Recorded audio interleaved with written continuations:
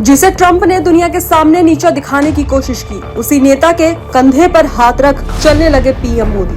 PM Modi की global coverage की ताकत अमेरिका और चीन दोनों बेचैन। दुनिया की राजनीति में एक ऐसा दृश्य कम ही देखने को मिलता है जब एक देश के नेता के आगमन मात्र से वैश्विक शक्ति संतुलन हिलने लगे, महाशक्तियों के चेहरे पर बेचैनी तैरने लगे और अंतर्राष्ट्रीय मंचों पर अचानक हलचल फैल जाए। दक्षिण अफ्रीका के जोहान्सबर्ग एयरपोर्ट पर यही हुआ जब भारत के प्रधानमंत्री नरेंद्र मोदी अपने विमान से उतर रहे थे।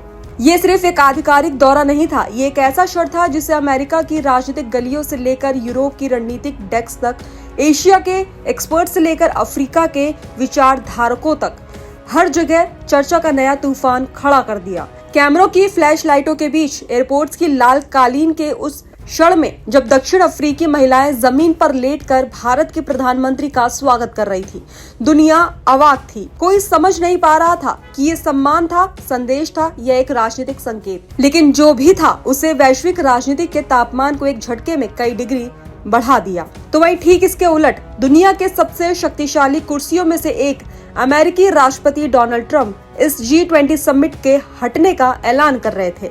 ये वो सम्मेलन था जिसकी मेजबानी दक्षिण अफ्रीका ने बड़े गर्व और बड़ी उम्मीदों के साथ की थी।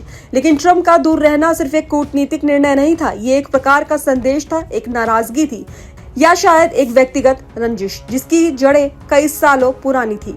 ये वही रंजिश है जिसकी शुरुआत व्हाइट हाउस में हुई थी, तब जब दक्षिण अफ्रीका के राष्ट्रपति सिरिल रामाफोसा ट्रंप से मिलने पहुंचे थे और भारत पाकिस्तान विवाद पर ट्रंप की टिप्पणी को मुस्कुराते हुए चुनौती दे बैठे थे। ट्रंप ने कहा था कि मोदी हमारे दोस्त हैं, हमने जंग रुकवाई। रामाफोसा ने पलटकर कहा, मोदी हमारे भी दोस्त हैं। इस एक वाक्य ने ट्रंप की राजनीतिक छवि को चुभो दिया। लेकिन असली तनाव तब पैदा हुआ जब रामाफोसा ने खुलकर ट्रंप के आरोपों पर सवाल उठा दिए कि दक्षिण अफ्रीका में श्वेत नागरिकों पर अत्याचार होते हैं। रामाफोसा ने ठंडे स्वर में कहा, अगर ऐसा है तो सबूत दिखाइए। ये सीधा टकराव था। शक्ति की राजनीति का मौन नियम है कि महाशक्तियां प्रश्न पूछती हैं, जवाब नहीं देती। मगर उस दिन रामाफोसा ने ट्रंप को यह समझा दिया कि अफ्रीका चुप बैठने वाला नहीं है और न ही झूठे आरोपों से डरने वाला है। तभी से दोनों नेताओं के बीच खाई चौड़ी होती गई और अमेरिका के राजनीतिक गलियारों में दक्षिण अफ्रीका का नाम एक समस्या की तरह गूंजने लगा। ऐसे माहौल में जब G20 समिट दक्षिण अफ्रीका में होने जा रहा था, ट्रंप ने इसे सजा देने का मौका समझा। वो जानते थे कि शिखर सम्मेलन किसी भी देश के लिए वैश्विक प्रतिष्ठा का प्रतीक होता है और यही अवसर था जब चीन और रूस के शीर्ष नेता पहले ही शामिल नहीं हो रहे थे। लेकिन मोदी का यहाँ आना और वो भी व्यापक सम्मान के साथ, ये स्थिति कुछ और ही कहानी कह रही थी। यही वो शर्त था जिसने ट्रंप की बेचैनी बढ़ा दी। ये सिर्फ भारत की उपस्थिति नहीं बल्कि दक्षिण अफ्रीका के साथ भारत की बढ़ती रणनीतिक साझेदारी का संकेत था, जो अमेरिका, चीन, यूरोप तीनों महाशक्तियों को समान रूप से चिंतित करता है। तो वही जोहान्सबर्ग एयरपोर्ट पर पीएम मोदी के स्वागत का दृश्य किसी साधारण समारोह जैसा नहीं था। दक्षिण अफ्रीका की महिलाएं जमीन पर लेटकर उनका स्वागत कर रही थी। ये दृश्य जितना असामान्य था उतना ही प्रतीकात्मक भी। अफ्रीकी परंपराओं में इस प्रकार पहले भूमि को प्रणाम करना और फिर अतिथि को नमस्कार करना सर्वोच्च सम्मान माना जाता है। ये सम्मान सिर्फ मोदी का नहीं बल्कि भारत के बढ़ते कद का था, उस शक्ति का जो बीते कुछ सालों में ग्लोबल साउथ के देशों के लिए आशा का किरण बनी। जिस समय दुनिया कोविड, आर्थिक मंदी, युद्ध और राजनीतिक तनाव से जूझ रही थी, भारत ने जिस तरीके से वैक्सीन, तकनीक, कूटनीतिक और नेतृत्व के माध्यम से विकासशील देशों का हाथ थामा, उसका असर अब दक्षिण अफ्रीका की धरती पर साफ दिखाई दे रहा था। प्रधानमंत्री नरेंद्र मोदी के पहुंचने से पहले ही ट्रंप की टीम ने घोषणा कर दी थी कि वो G20 में शामिल नहीं होंगे। ये वही सम्मेलन है जो ब्रिक्स, अफ्रीकी यूनियन, ग्लोबल साउथ और उभरती अर्थव्यवस्थाओं के लिए बेहद अहम माना जा रहा था। ट्रंप का इससे पीछे हट जाना अमेरिका की रणनीति को झटका देने जैसा था। लेकिन जब मोदी पहुंचे तो दक्षिण अफ्रीका के राष्ट्रपति रामाफोसा ने भी ट्रंप को सार्वजनिक रूप से जवाब दे दिया। बॉयकॉट की राजनीति कभी नहीं चलती। दुनिया की समस्याओं का समाधान मेज पर बैठकर होता है, मेज के बाहर खड़े होकर नहीं। ये बयान पूरी दुनिया में सुर्खियां बन गया है। तो वहीं इस पूरे दौर में भारत और दक्षिण अफ्रीका की दोस्ती एक बार फिर से दुनिया के सामने एक मजबूत साझेदारी के रूप में उभर रही है।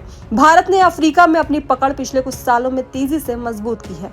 इंफ्रास्ट्रक्चर, रक्षा सहयोग, हेल्थ मिशन, डिजिटल भुगतान, शिक्षा, संसाधन विकास और अब रणनीतिक कूटनीतिक और यही वो बात है जो अमेरिका और चीन दोनों की चिंता बढ़ा रही है।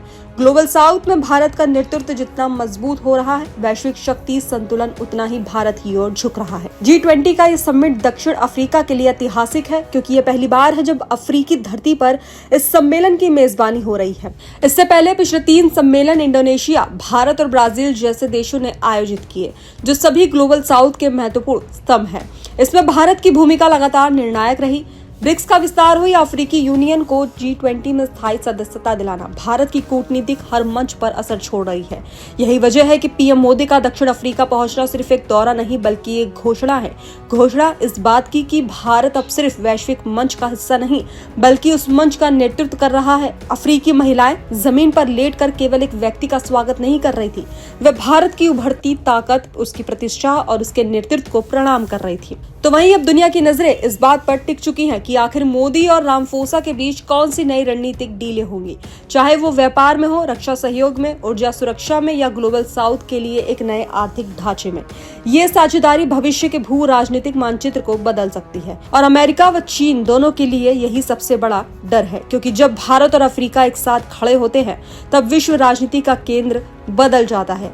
और इस बदलाव की झलक जोहान्सबर्ग के एयरपोर्ट पर उन महिलाओं की मुड़ी हुई पीठ और झुके हुए सिरों में दिखाई दे रही थी, जो दुनिया को ये बताने के लिए काफी था कि भारत अब वो देश नहीं रहा जिसे नजरअंदाज किया जा सके।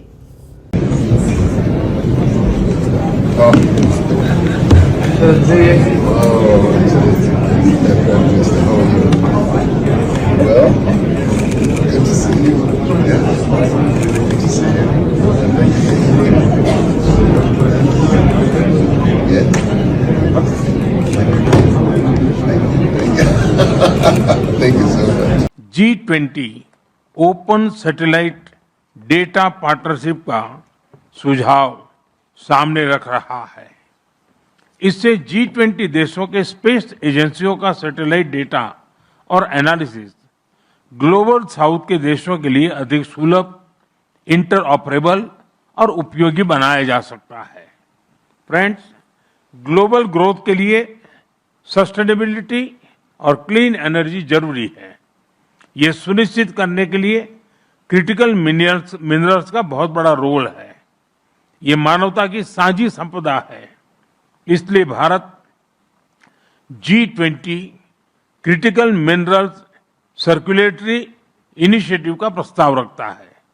इसके तहत रिसाइकलिंग, अर्बन माइनिंग और सेकेंड लाइफ बैटरी जैसे इनोवेशन को बढ़ावा दिया जा सकता है। सर्कुलेटरी में इन्वेस्टमेंट होगी तो प्राइमरी माइनिंग पर निर्भरता कम रहेगी। इससे सप्लाई चेन पर भी दबाव कम होगा और नेचर के लिए भी ये अच्छा रहेगा। ये initiative joint research technology standards और ग्लोबल साउथ के पायलट रिसाइकलिंग फैसिलिटीज को सपोर्ट कर सकता है। फ्रेंड्स, नई दिल्ली G20 समिट के दौरान हमने संकल्प लिया था कि 2030 तक रिन्यूएबल एनर्जी को 3 गुना और एनर्जी एफिशिएंसी रेट को 2 गुना करेंगे। इस लक्ष्य को हासिल करने के लिए विकसित देशों को अफोर्डेबल क्लाइमेट फाइनेंस और टेक्नोलॉजी उपलब्ध कराने के लिए अपने कमिटमेंट्स को टाइम बाउंड तरीके से